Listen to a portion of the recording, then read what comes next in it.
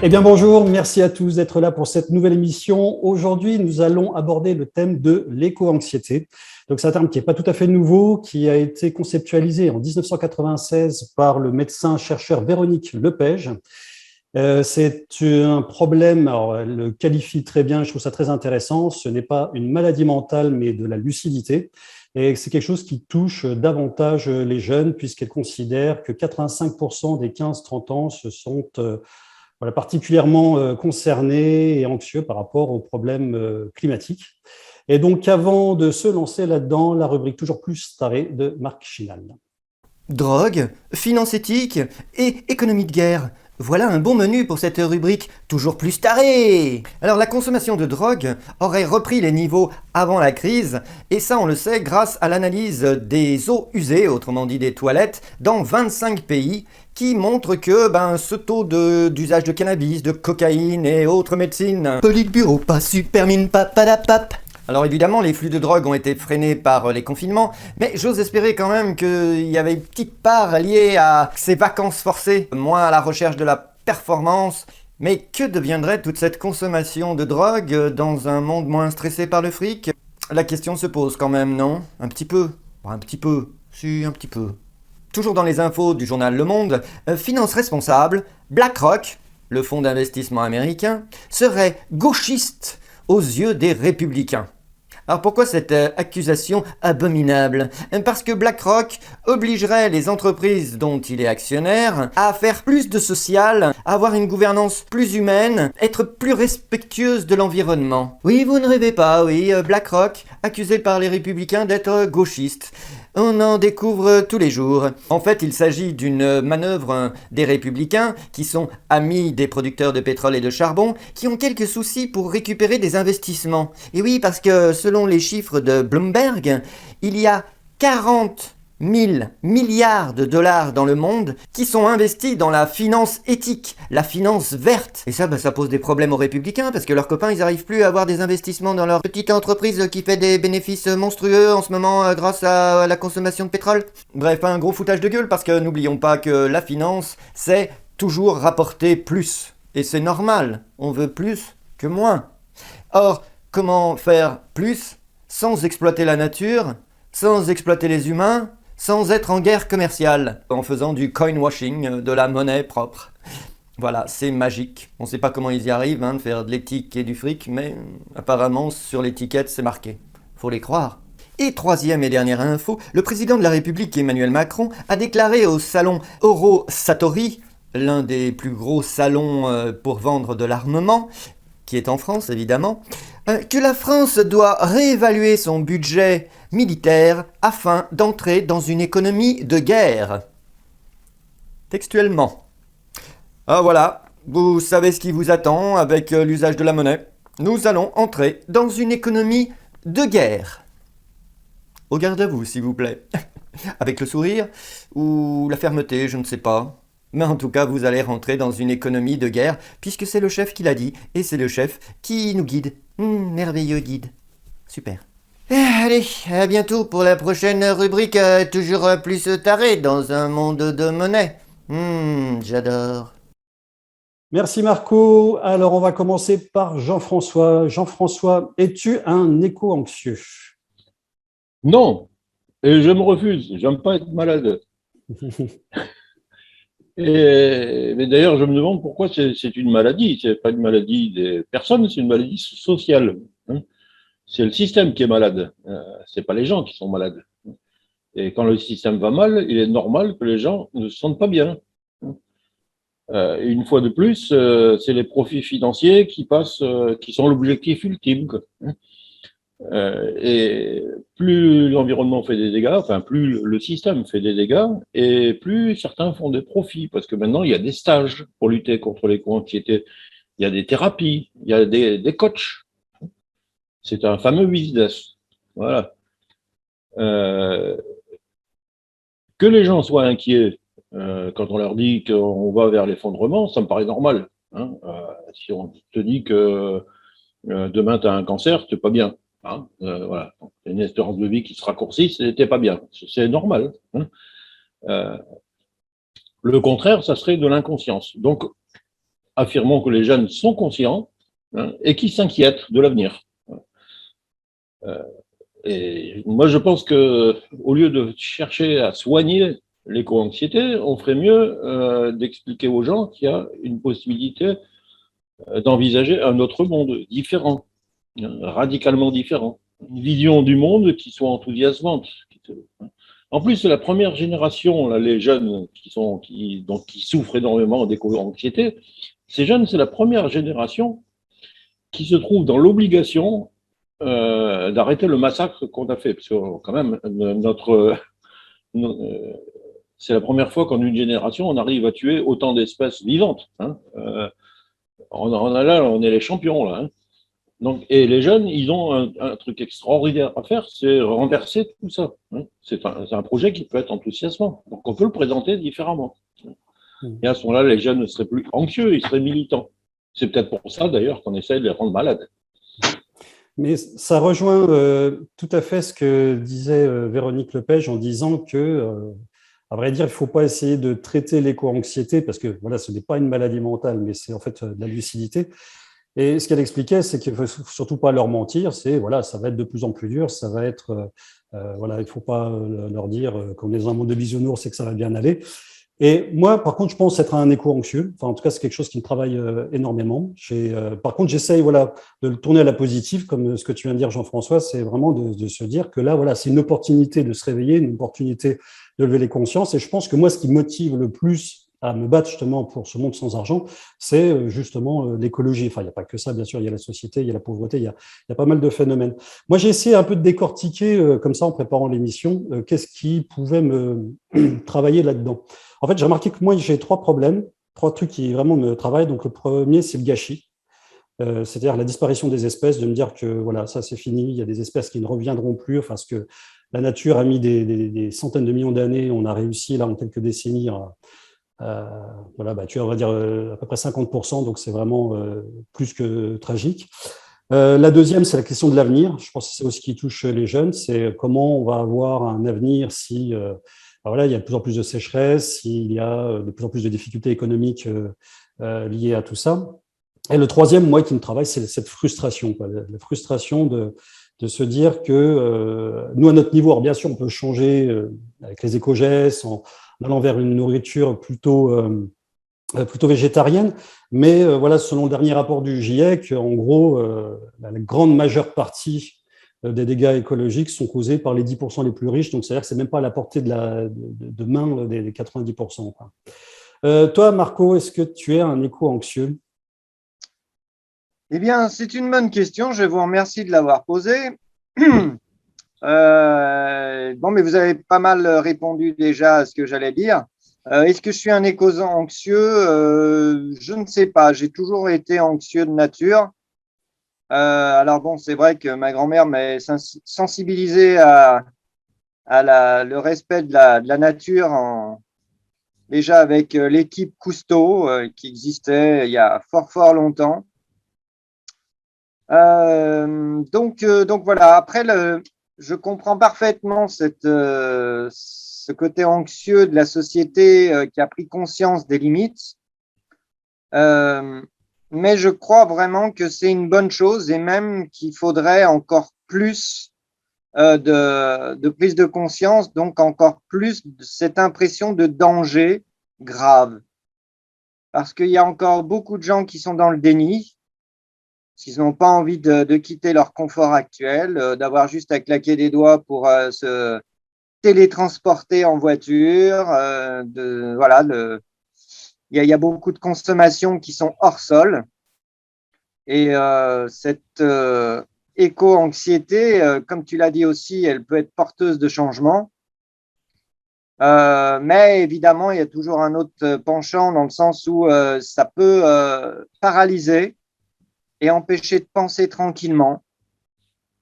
On le voit souvent en psychologie où les gens, quand ils sont devant la stupeur ou quand ils sont devant un espèce de mur où ils ne voient pas de solution, voilà, le cerveau se bloque. Donc, je pense vraiment que c'est au post-monétaire de dire « Coucou, on existe ». Coucou, il y a des trucs à faire, pas en essayant de soigner le Titanic, puisqu'on sait que de toute manière, il va couler, mais en construisant autre chose qu'un radeau de la Méduse.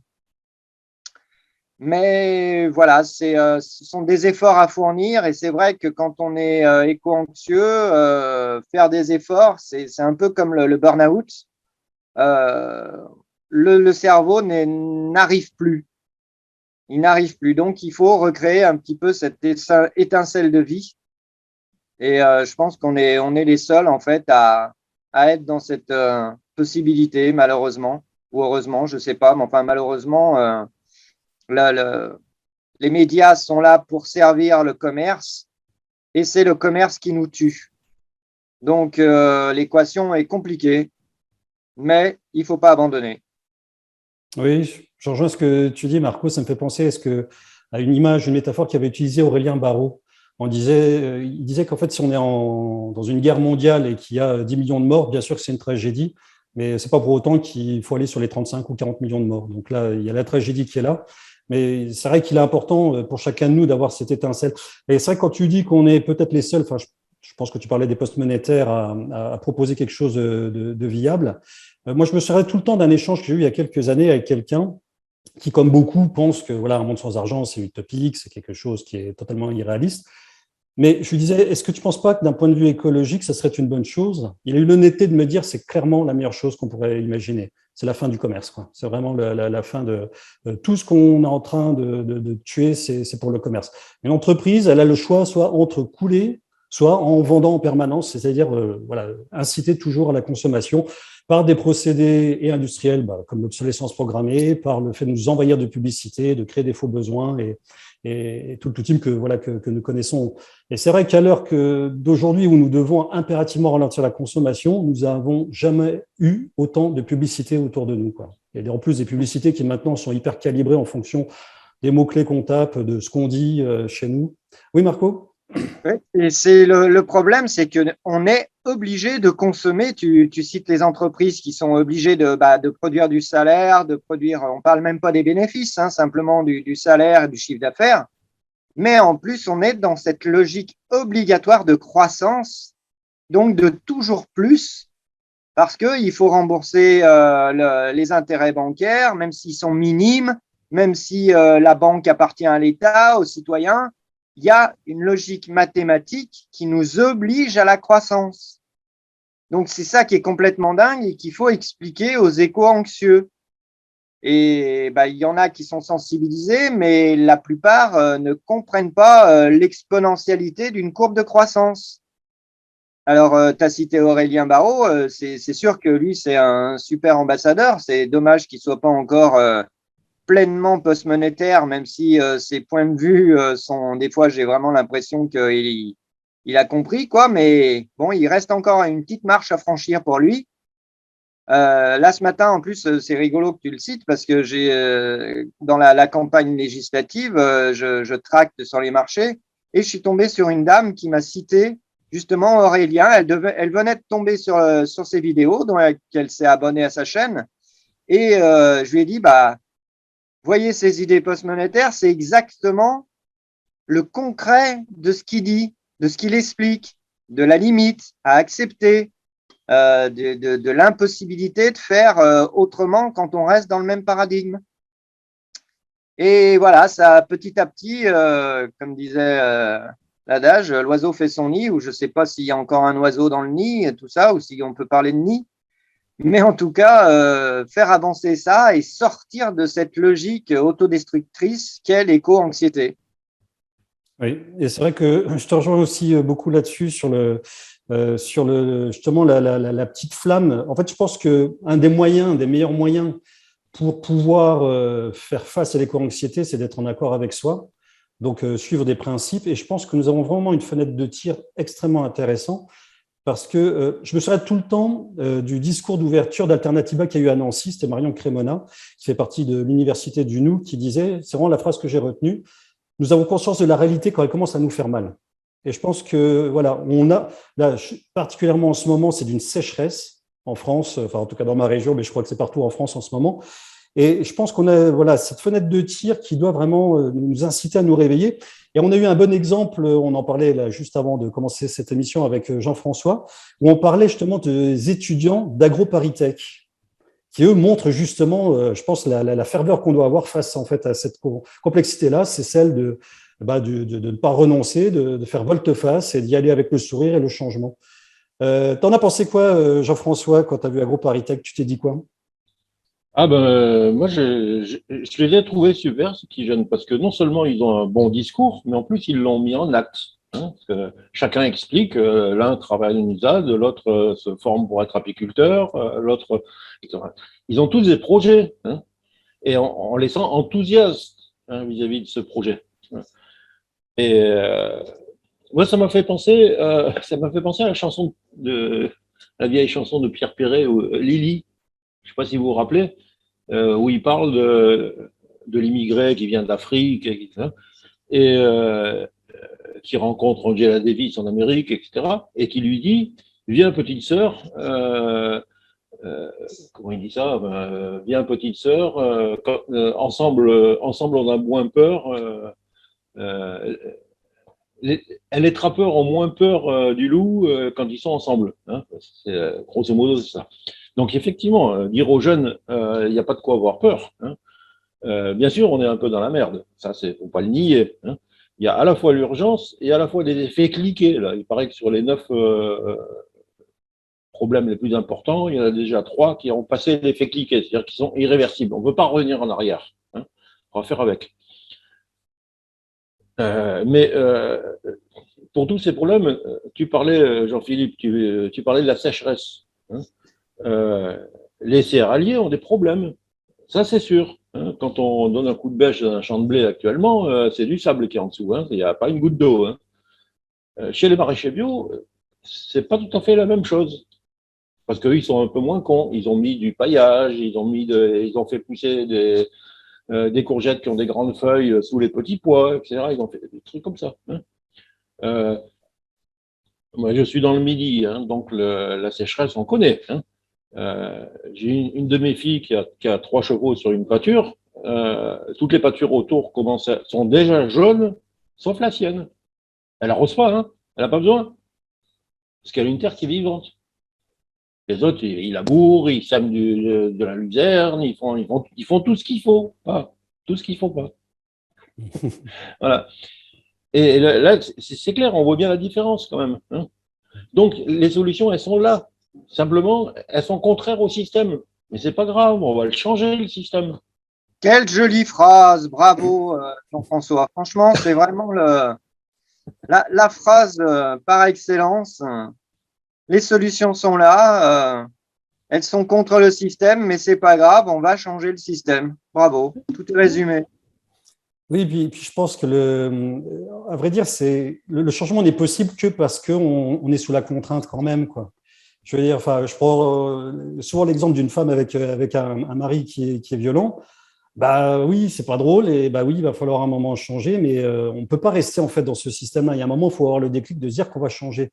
Et pour moi, c'est vraiment, enfin, il y a 2 messages importants sur lesquels il faut absolument sortir du système marchand. C'est qu'à la fois, nous traitons sur la cause, c'est-à-dire que là, nous n'allons pas arrêter d'amplifier ce système de vente qui utilise beaucoup de pétrole, qui fait beaucoup de déchets, qui va épuiser nos ressources et envoyer des millions de tonnes de gaz à effet de serre tous les jours. On ralentit à la fois toutes les causes qui mettent la pression sur notre écosystème. Et en même temps, on balaye aussi les risques de crise financière. Et ça, je pense qu'aussi dans l'éco-anxiété chez les jeunes, enfin, moi, si je me mettais à la place de quelqu'un de 20 ans, ça serait aussi de se dire, mais comment on va réussir à travailler, avoir du boulot, si en plus, voilà, il y a tout notre écosystème qui s'effondre. Dans un système non marchand, on partage les ressources. C'est-à-dire qu'on se sert, si jamais il y a un peu moins à manger, ce ne sera pas les plus riches qui auront plus que les autres, on aura cette capacité à pouvoir nourrir tout le monde. Il n'y aura pas de chômage, il n'y aura pas de crise financière parce que ça ne peut pas exister. Et donc, je pense qu'on est tellement gagnant à se séparer du système marchand, à la fois pour traiter les causes, à la fois pour avoir un système. Alors oui, ça va certainement être dur pendant plusieurs décennies, mais en tout cas, ça sera beaucoup plus facile si on n'a pas de crise financière, si on n'a pas de problème de salaire, si on n'a pas de dette, pas de loyer à payer et qu'on s'offre toutes nos compétences gratuitement les uns aux autres. Pour en revenir sur la petite phrase qui était sur comment dire, le seuil de déclenchement pour l'action. C'est-à-dire qu'en gros, on change que quand on a les pieds dans la merde, et la merde même jusqu'au cou. C'est très compliqué avec aussi des personnes que tu as citées, Alternatiba. Nous, on sait qu'à Lyon, on a quelques difficultés pour faire partie de leur collectif parce que dans le collectif Alternatiba, il y a la monnaie locale qui s'appelle la gonette. Et donc, les postes monétaires sont l'antimatière de cette gonette, de cette monnaie locale. Et on a beaucoup de mal à exister, même parmi les éco-anxieux, même parmi des personnes qui sont sensibilisées, etc., parce que on est en concurrence, on vient marcher sur leur plate-bande commerciale, qu'est cette monnaie locale, qui est une espèce de coin washing, c'est-à-dire du lavage de pièces pour dire non, non, nous, c'est plus propre. Mais c'est même si ils arrondissent les angles à certains moments avec les monnaies locales, ça ne change absolument rien aux logiques de commerce, absolument rien sur la course à la croissance, puisque même avec une gonette, on est prisonnier de la croissance. Ça ne change rien à la course à la rentabilité, etc., etc. Donc voilà, ils nous font patiner et nous empêchent d'exister parce que, encore une fois, le système commercial est en face. Mais il ne faut pas se abandonner et il faut quand même aller faire toc-toc à la porte et dire coucou, regardez, là vous êtes dans une impasse, on a peut-être la solution, réfléchissons ensemble. Oui, oui, alors c'est marrant parce qu'à Nancy, nous, ceux qui ont créé les monnaies locales, alors pas tous, mais quand même quelques-uns ont admis que ce n'était pas suffisant.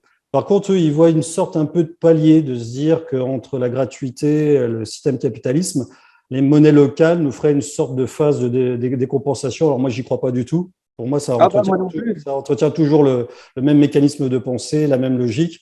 Et dans tous ceux qui utilisent d'ailleurs les monnaies locales à Nancy, et c'est de eux que j'ai cette source-là, c'est la guerre commerciale, quoi. C'est-à-dire les maraîchers qui sont dans le modèle local. Et du coup, entre eux, il y a encore de la tension à cause, encore une fois, du pognon. Jean-François, tu voulais intervenir ? Oui, je voulais encore vous parler une fois de plus de mes toxicomanes, parce que la moitié de ce que je sais, c'est eux qui me l'ont appris. Les toxicomanes, à quel moment ils arrêtent de se défoncer?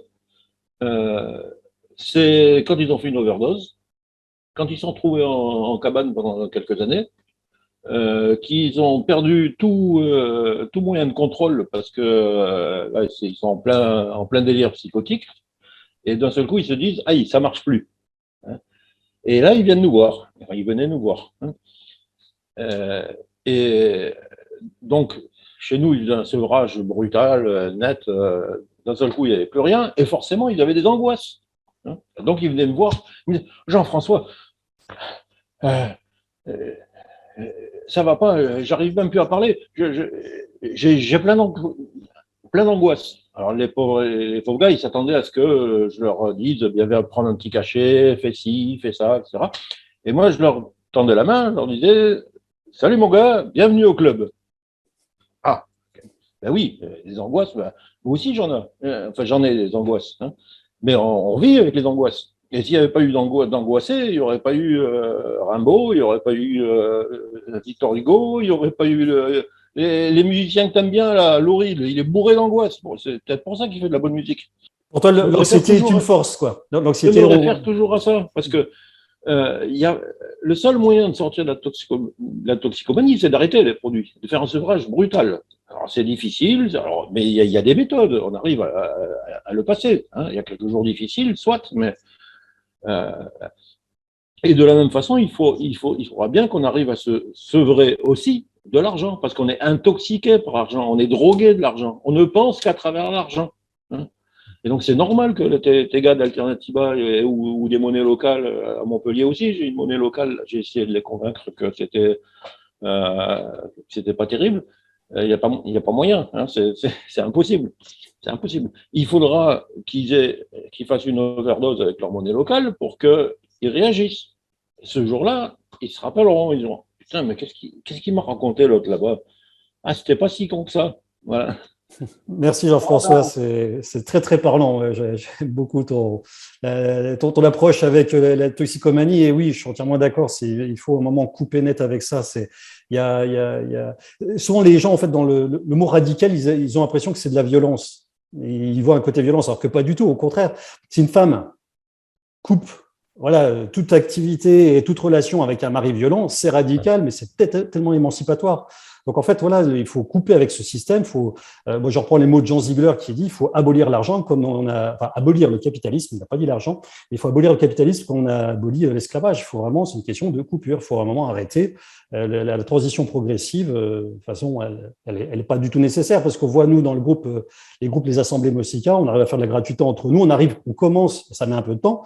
Mais le plus compliqué, c'est pas faire des actes gratuits, c'est demander quelque chose de gratuit aux autres. Mais ça se fait. Il suffit à un moment d'oser. Puis là, maintenant, de plus en plus, on s'appelle, tiens, tu peux me faire un soin gratuitement, tu peux me réparer ça.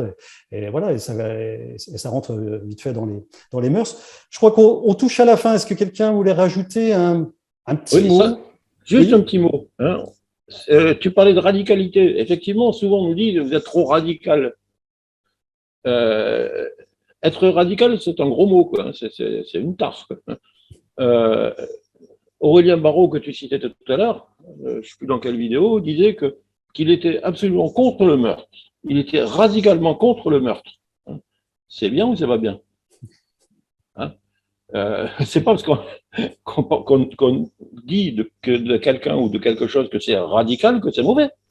La question est vraiment complètement biaisée dans le sens où, encore une fois, la base pour changer, c'est les connaissances.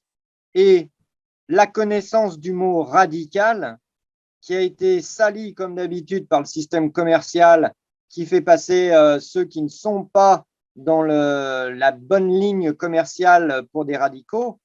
Mais le mot radical veut dire à la racine. Oui, bien sûr. Oui. Donc, ça s'arrête là. Il n'y a aucune notion de violence dans le mot radical. Radical, c'est à la racine des choses. Donc, évidemment, après, il y en a qui utilisent cette racine pour l'interpréter n'importe comment. Mais là encore, c'est une question de connaissance. Donc, non, le mot radical n'est pas sale, même si justement le système commercial et médiatique s'est bien attaché à le salir pour que justement on vive hors sol, c'est-à-dire sans les racines. Voilà. C'est ça. Et puis moi, en tant que thérapeute, c'est clairement une ligne de pensée. On part toujours des symptômes pour essayer de trouver la racine du problème. Et en fait, c'est vrai que moi, en tant que kiné, si vous massez une zone parce qu'elle fait simplement mal, il y a moins de chances, en fait, en traitant la zone douloureuse, de réussir à traiter le problème qu'en enlevant la racine du problème, qui est souvent l'articulation qui va être bloquée ou les vertèbres qui vont être bloquées. Et effectivement, la notion de racine est importante parce que c'est traiter la cause qui va enlever, en fait, une multitude de symptômes. Et c'est vrai que tous les problèmes, enfin, tous, c'est peut-être un peu exagéré, on va peut-être pas généraliser, mais on va dire 99% des problèmes, et c'est pas exagéré. Les problèmes que nous avons actuellement, à la source, c'est l'usage de la monnaie qui crée toujours les problèmes écologiques et sociaux, de corruption et tout ça, quoi. Et donc voilà, donc je pense que voilà le message qu'on veut vous donner aujourd'hui, voilà, je vais le répéter, mais c'est justement profitons de l'éco-anxiété, profitons de ce moment de tension pour réagir, pour faire réagir, et nous avons vraiment besoin de vous pour colporter un peu ce message-là. Je pense que si vous écoutez notre vidéo et nos vidéos, c'est parce que voilà, vous êtes intéressés, si ce n'est convaincus que l'argent doit disparaître, et nous avons vraiment besoin d'être de plus en plus nombreux à pouvoir communiquer que le monde post-monétaire est possible, nous pouvons supprimer l'argent et en finir avec toute cette éco-anxiété. Voilà. Et pour paraphraser Pierre Perret, on peut dire à tous les éco-anxieux, viens petite sœur, viens petit frère, en s'unissant, on a moins peur.